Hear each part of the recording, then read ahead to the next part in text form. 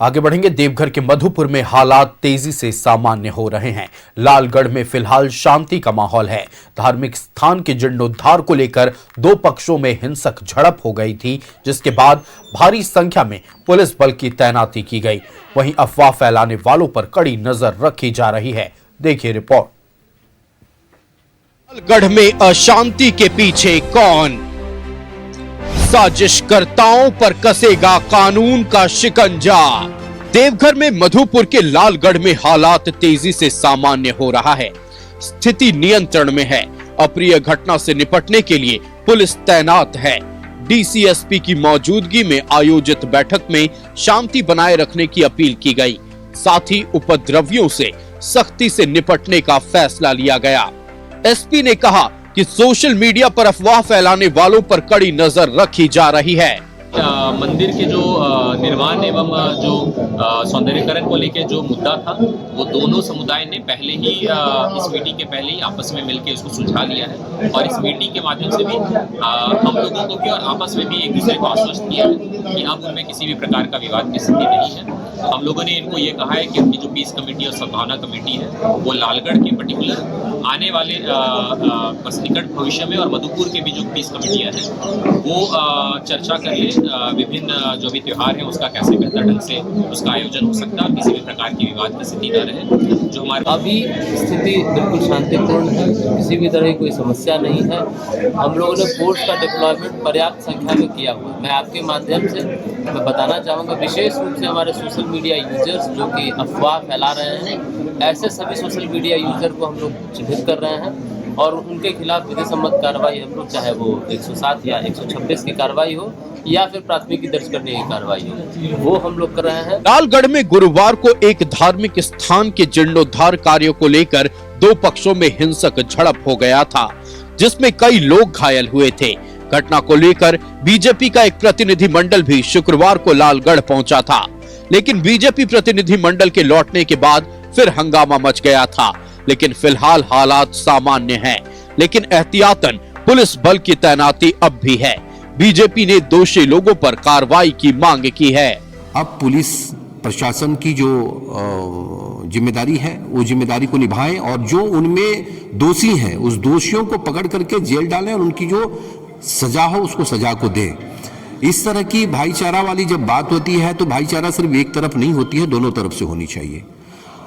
कल जब हमारे शीर्ष 11 सदस्यों के शीर्ष मंडल जब गए वहां पे और जाकर करके पीड़ितों से बात किए तो मैं तो मतलब हिल गया पूरा कि इस तरह की बताइए। हम तो गए थे वहां पे एक बात के लेकर के, वहां तो कई सालों से उन लोगों को शादी ब्याह में भी प्रॉब्लम करते हैं, उनको पूजा नहीं करने देते, मूर्ति पूजा नहीं होने दे रहे हैं। ये तो आश्चर्य वाली बात है। पूरे मामले पर राजनीति तेज है।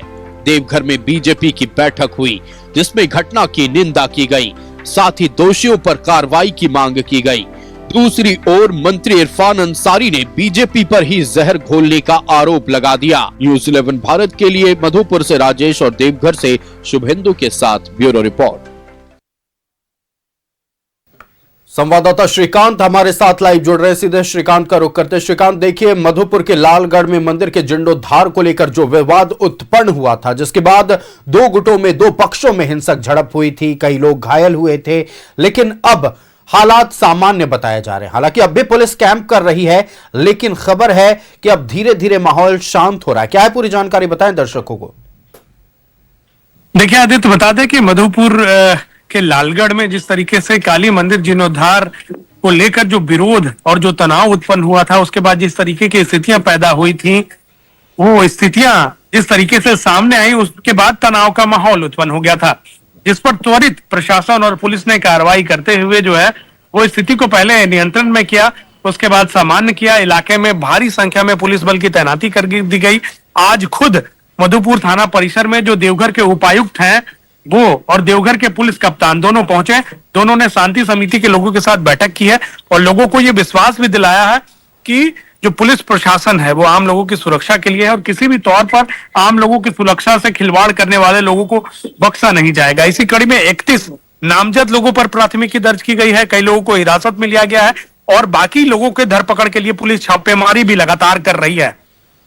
इसके साथ ही साथ 100 अज्ञात लोगों पर भी मुकदमा दर्ज किया गया है, यानी कि एफआईआर किया गया है और साफ लहजों में यह बता दिया गया है कि शांति व्यवस्था भंग करने वाले चाहे वो जो भी लोग हों, क्योंकि ऐसे लोग किसी भी समाज किसी भी वर्ग से नहीं आते हैं, उनका सिर्फ एक ही पहचान होता है, वो है अपराध करना। तो ऐसे लोगों को किसी भी सूरत में बख्शा नहीं जाएगा, उन पर कड़ी कार्रवाई की जाएगी।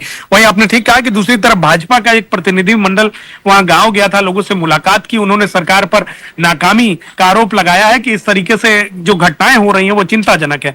वहीं दूसरी तरह का अगर आप देखेंगे तो जो इरफान अंसारी हैं, उनका सीधा सीधा आरोप है कि भाजपा जो है वो साजिश के तहत लोगों को लड़वाना चाहती है।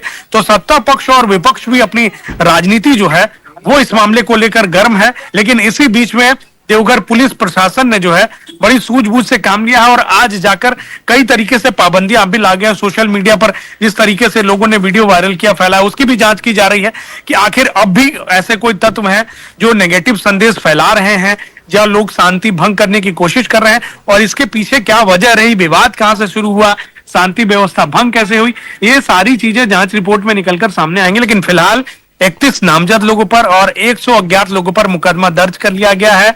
कुछ लोगों को हिरासत में ले लिया गया है और बाकी लोगों के धरपकड़ के लिए पुलिस लगातार छापेमारी कर रही है। आदित्य, निश्चित तौर पर बाकी लोगों की गिरफ्तारी के लिए पुलिस कार्रवाई बिल्कुल कर रही है, लेकिन ये मामला शुरू कैसे हुआ? क्या मंदिर के जीर्णोद्धार को लेकर विवाद था या फिर मंदिर का जीर्णोद्धार ठीक निर्धारित स्थल पर हो रहा था, किसी अन्य पक्ष ने आकर वहां बदमाशी की? क्या है पूरी जानकारी, शुरुआत कैसे हुआ था?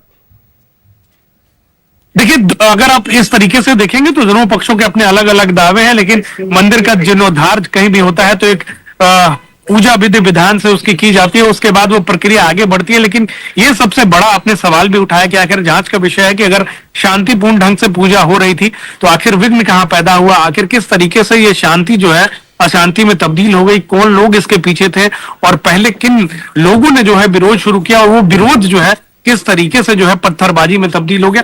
ये सारे विषय जो है वो जांच के हैं। पुलिस का कहना है कि पुलिस ने सारे तथ्यों का पता लगा लिया और बहुत जल्दी जो है इस घटना के पीछे जो भी शामिल व्यक्ति हैं वो सलाखों के पीछे होंगे।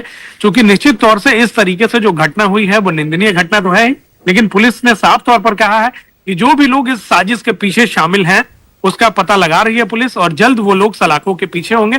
और लोगों से शांति व्यवस्था बनाकर रखने की अपील भी की गई है। देवघर के जो डीसी हैं, देवघर के जो एसपी हैं, उन्होंने देवघर वासियों से, मधुपुर वासियों से और लालगढ़ वासियों से अपील की है कि इस मामले में उचित कार्रवाई कर न्याय किया जाएगा। इसलिए लोग जो है वो शांति व्यवस्था बनाकर रखें और पुलिस प्रशासन की बातों पर भी विश्वास करें। दूसरी ओर चाहे वो सत्ता पक्ष हो या विपक्ष हो, दोनों की ओर से यही मांग की जा रही है कि जो लोग भी इसके पीछे शामिल हैं उनके खिलाफ कड़ी से कड़ी कार्रवाई की जाए। आदित्य, बिल्कुल श्रीकांत, आपको हमारे साथ जुड़ने के लिए और तमाम जानकारियां साझा करने के लिए बेहद शुक्रिया। तो देखिए, मधुपुर के लालगढ़ में मंदिर जीर्णोद्धार को लेकर खड़ा हुआ विवाद अब धीरे धीरे शांत होता नजर आ रहा है और अब